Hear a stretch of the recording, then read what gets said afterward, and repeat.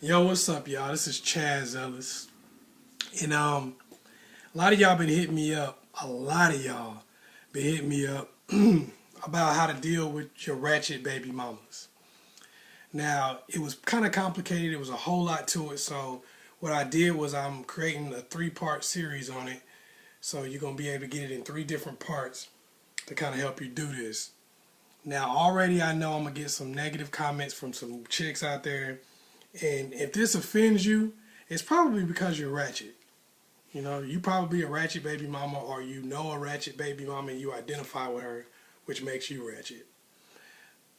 Or if there's some stuff that you do recognize in yourself, but you don't feel like this is totally you, then, use some of it to your benefit and, kind of fix some of your problems and issues.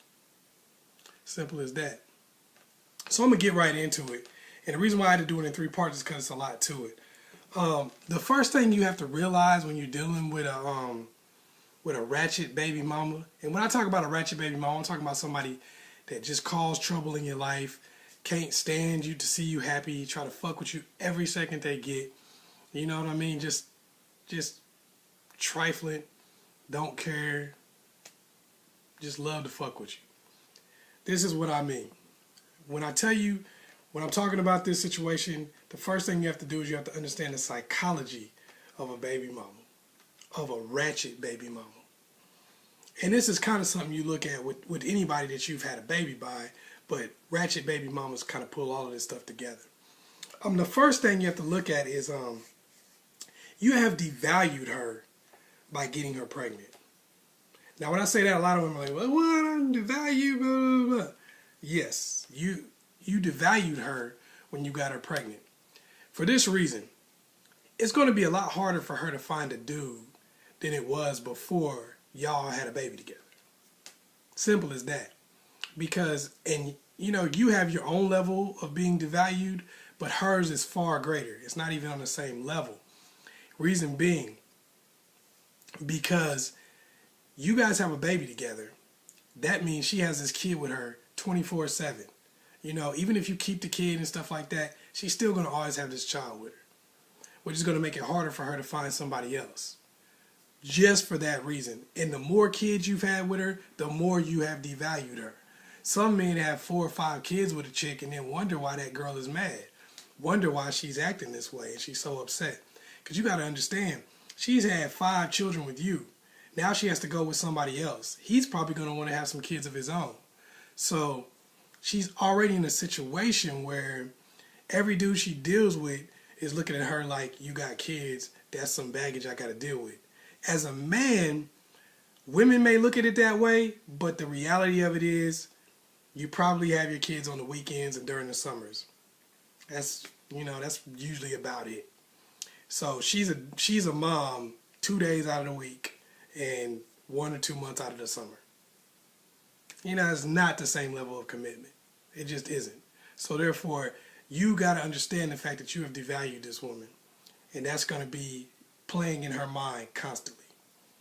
Another thing you have to look at, especially when you're dealing with ratchet baby mamas, is that nothing is their fault.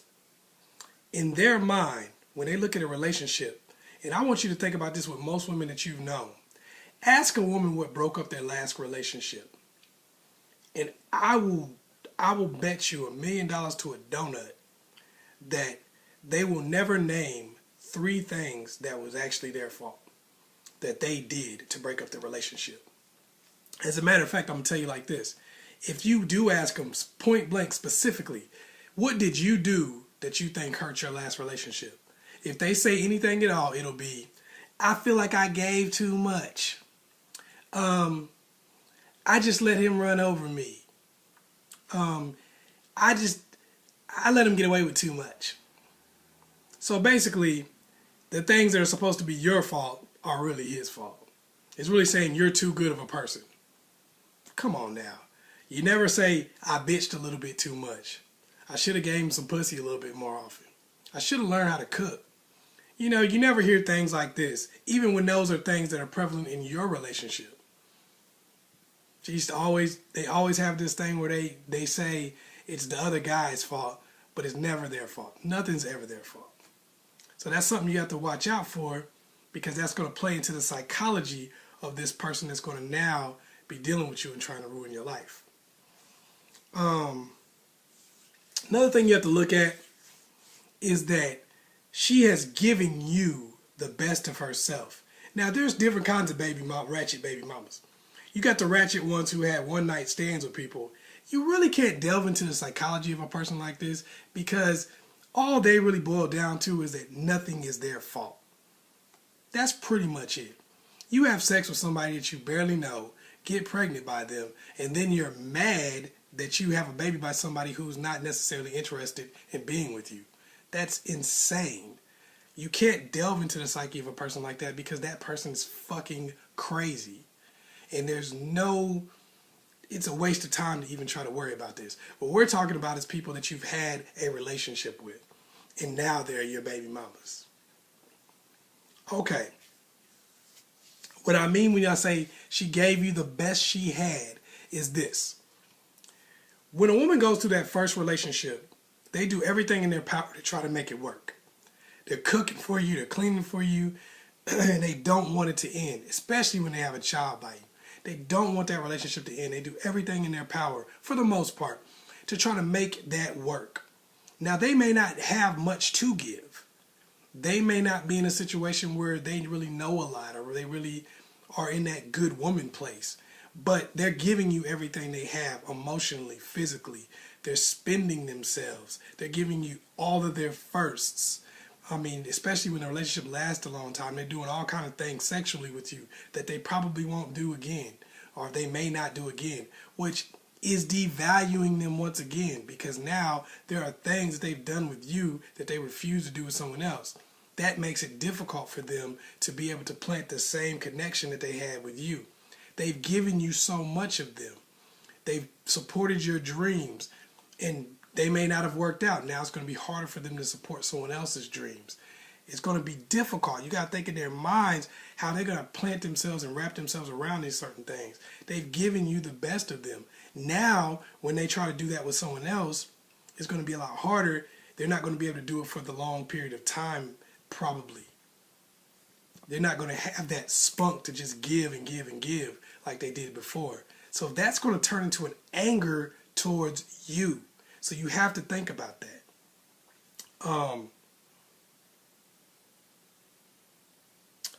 Another thing that you're going to see, and this is like the last thing you really have to look at, and it's something you really have to pay attention to when you're talking about the psyche of a ratchet baby mama. One of the biggest things is they go through a string of bad relationships. And this is all based on the aforementioned things that I talked about. They usually go through a string of bad relationships. Why? Because 1, you devalued them. 2, nothing is ever their fault. 3, they gave you the best of themselves.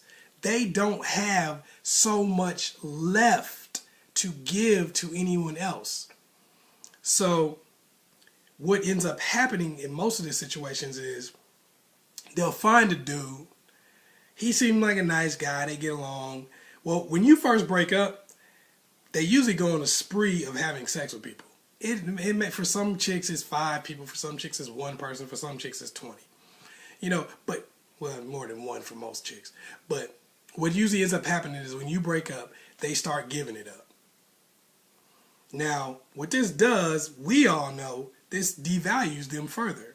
It makes it where a lot of people now, where you get more and more people who've had sex with them, and more and more people who don't take them seriously in terms of a relationship. After they get past that, they'll generally start trying relationships. Some get past it earlier than others. They'll generally start trying relationships. Or some people go with it backwards, where they'll go get a guy, he's like the rebound, and then they'll, go back and start trying to find relationships. But either way, at some point they're going to start trying to find relationships. When they start trying to find these relationships, here's what's going to happen. They get with a guy, it's cool for a little while, but then it deteriorates. And this is based on the fact that you have taken the best that they have. It's not your fault. It's not really, it is the nature of relationship.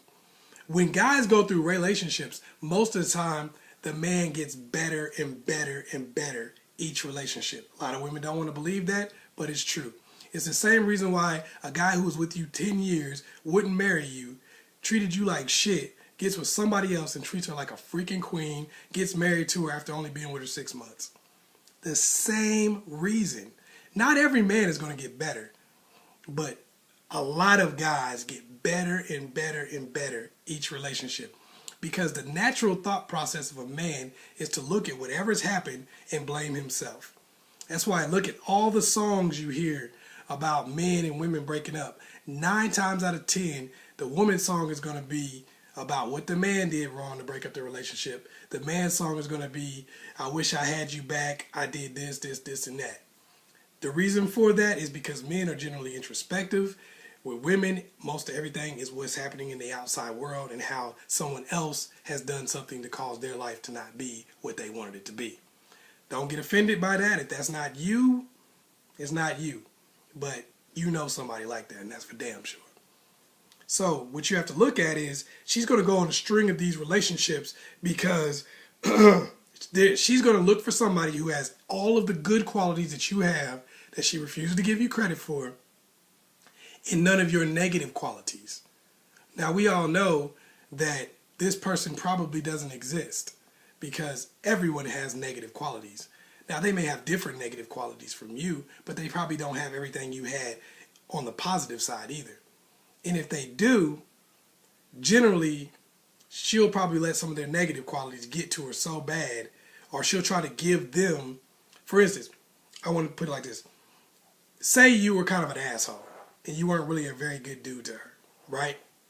The next guy that she gets, because of the fact that you weren't a good dude, she gave you half-ass. She gave you the best of her at first, but you weren't being a good dude, so now the best of her has become less because she's adjusted to what you were doing. And once again, it's nobody's fault. It's just the way it is. She's adjusting to you. So if she gets a good dude next time, or somebody who, I don't want to say good dude, she gets somebody who cares more about her than you really did. Maybe she wasn't really the chick you wanted in the first place. She got pregnant or whatever, you decided to stick around. Whatever the case may have been, it's usually something that's behind that. But anyway, you guys she gets the next dude, and he really loves her and cares about her and is a good guy. He has all of these good qualities, plus he cares about her in a way that you really didn't because that really wasn't what you wanted. Okay? Well, she's going to give him the same half-ass that she gave you towards the end of the relationship. At first, she's going to give him all her best, like she gave you in the beginning. But then what will happen most likely is she'll fall off and start giving him what she gave you, which is going to be not as good. Also, you have to understand the fact that when she met you, she didn't have a child. She didn't have all these responsibilities and other things that are going to wear her out and make her tired. She had nothing but time and energy to give to whatever man she was with, which was you. And now she doesn't have that anymore. So her chances of being as good a woman to him as she was to you has been decreased. The only thing she has is her experiences. That's what makes her a better woman. But what did I tell you? Nothing is ever their fault. Therefore, she's most likely not going to benefit from those experiences because she's not going to sit here and go, everything I did wrong to him, I'm going to do right for this guy. When I didn't have sex with him enough, I'm going to make sure I have sex with the other guy enough. If I didn't cook for him, I'm going to make sure I cook for this other guy. But most likely she's not going to do that. Most likely what she's going to do is she's going to make it the other guy's fault that she's with, and she's going to continue to do that over and over again. All right, y'all. We've delved into the psyche of the ratchet ass baby mama. And part 2 is going to be telling you why not to be nice to your baby mama. Because it does no good. I'm ChazzEllis. Get ready for part 2.